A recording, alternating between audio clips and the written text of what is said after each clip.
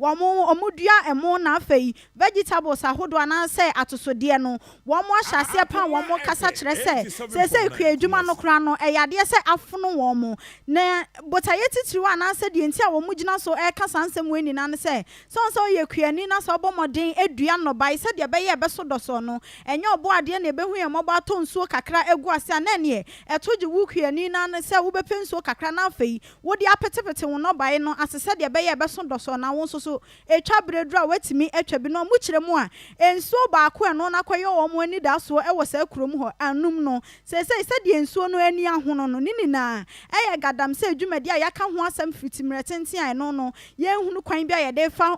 ye ka ho asem ade afa no mu kire mu a ensuo na hono nti se koba ne se wo mo hie ensuo a mo de bepetepete wo mo no bai na se a esan se ensuo na hono na afa galam se adwumadi no chemicals ahodo a wo mo de ye wo ma adwuma no eno so emmoa ema enobai no enye kama enti ekoba ne se eye kanko a enti we de omo hyempanifo se wo mo mrem na ensuo no wo mo pɛ ho asem nka Dr. Kofi Date eye kuani a wodua mo sei ene nsem no woto aso edema yen ensuo ya de be adwuma ne yenya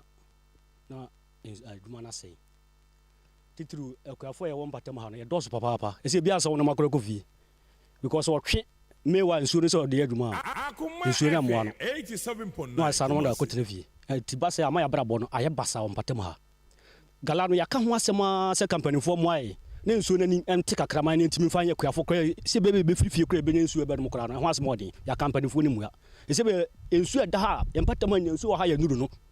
ani obiari da so say betima boy o ye nwumam ye bibiam ye be sa ade abọ koko man splay nyina ye sa anuru no ye ni nso wa bia wa ha bio enso gala no asensuo no menua se motima ko hwensuo ni dia o de bibia ye so na atose no baya be di ko yem because me kwasa be boss player wa be duru ne ma no so a anu ma no anya wakono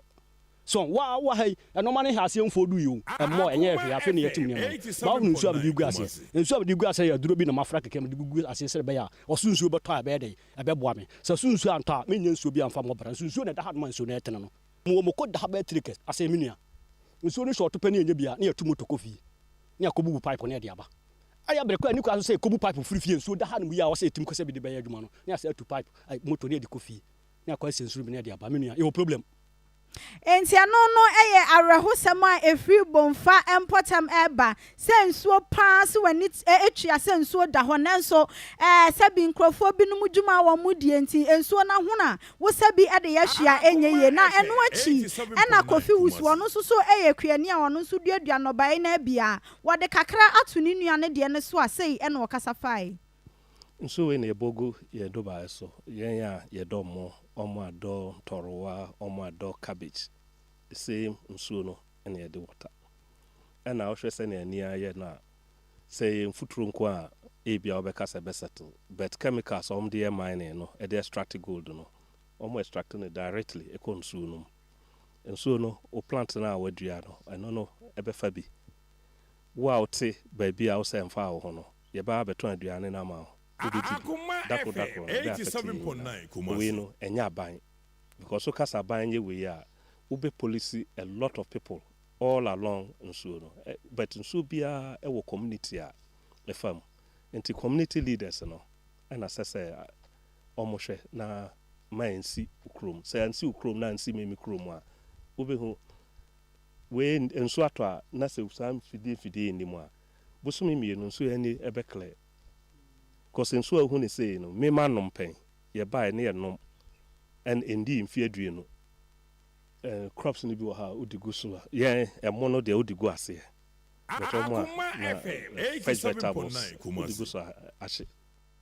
nipa yate ne nkan eye kofi wusu ne nsem a woka ni na ne se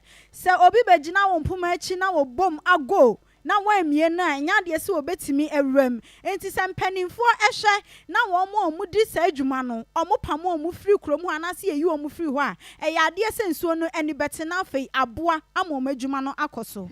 ani enyan ne nyina no etwaku ewo yin Facebook page no so saa Akoma 87.9 FM ti ayi esu enfense revenue eno no so ahu na you say de we no eye ayi toto galam se mfidie na si so we 87.9 okay nti o de bra Facebook page na bra be hwe bi na o ba be hwe bi sa no enu kwan se o free so mandawro mo wo de bra na behwe akwada bi okokro nya akwada ase me age mate an sa akwa na nya 32 years ne din ane kwabena apia na sa kwabena apia yi akwa na di nkwasasem pa samfo akwa na di no enye